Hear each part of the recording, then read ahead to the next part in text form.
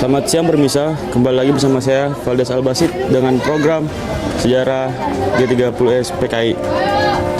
Setiap akhir bulan September, jika diingatkan pada salah satu babak terkelam sejarah Indonesia, yakni Gerakan 30 September 1965.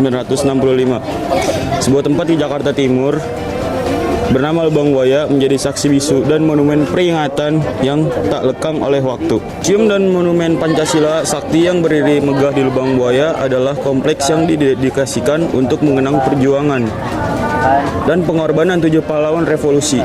Mereka adalah perwira-perwira terbaik TNI Angkatan Darat yang gugur dalam upaya kudeta G30 PKI. Sebuah gerakan yang didalangi oleh Partai Komunis Indonesia dengan tujuan mengganti ideologi Pancasila.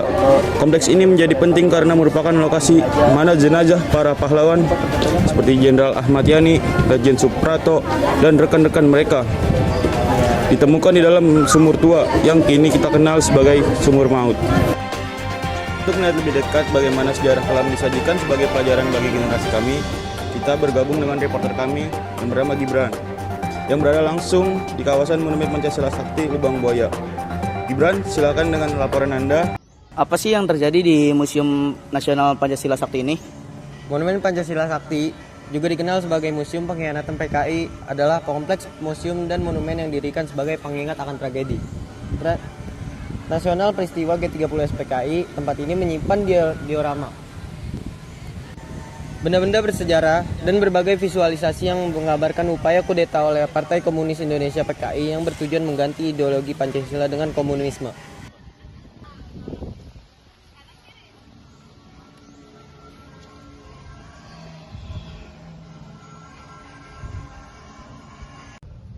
Mana sih lokasi museum dan peristiwa itu terjadi? Kompleks Monumen Pancasila Sakti berlokasi di Jalan Raya Pondok Gede, Lubang Buaya, Jakarta Timur. Tempat ini adalah lokasi sumur tua yang menjadi tempat pembuangan jenazah para pahlawan revolusi, yang kini dikenal sebagai sumur maut.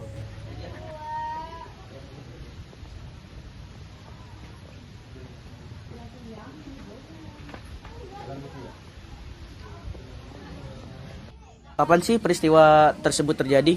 Peristiwa kelam G30 PKI yang menjadi latar belakang museum ini terjadi pada malam hari 30 September hingga 1 Oktober 1965. Monumen dan museum ini kemudian diresmikan sebagai tempat bersejarah untuk publik pada tahun 1974. Siapa aja sih yang terlibat di dalam kasus G30 PKI ini?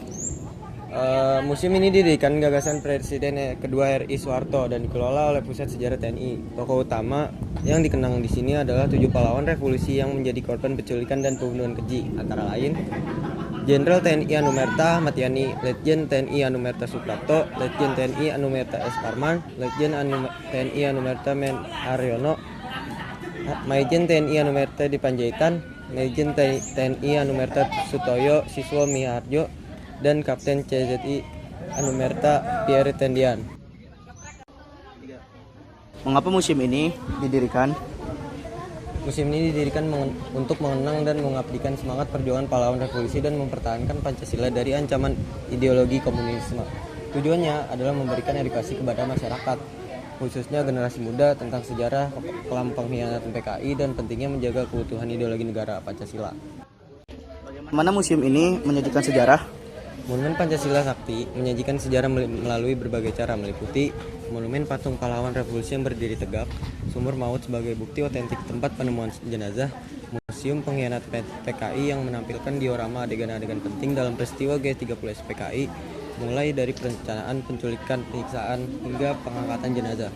Bangunan-bangunan bersejarah di sekitar kompleks seperti pos komando, dapur umum, dan rumah penyiksaan yang dilestarikan untuk menunjukkan kondisi saat kejadian.